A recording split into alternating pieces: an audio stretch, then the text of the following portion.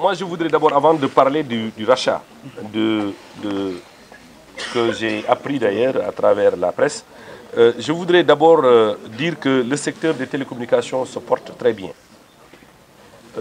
Au titre de l'année 2016, on peut considérer que le mobile, sur le plan du chiffre d'affaires réalisé, a fait un bond considérable, de l'ordre de plus de 10,5% à peu près.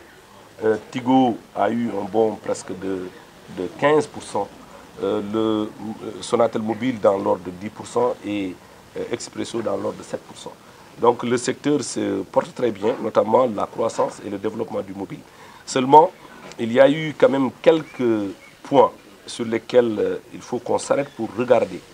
Parce que nous avons constaté que le trafic international entrant a baissé du fait que vous connaissez tous cette utilisation massive des OTT.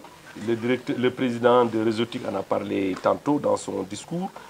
Les OTT tels que les WhatsApp et autres sont devenus aujourd'hui des outils que les opérateurs, que les clients utilisent le plus souvent pour les appels, pour recevoir des appels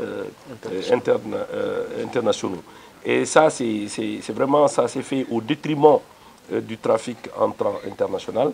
Mais je pense que de l'autre côté, parce que pour avoir ces OTT, il faut avoir l'Internet.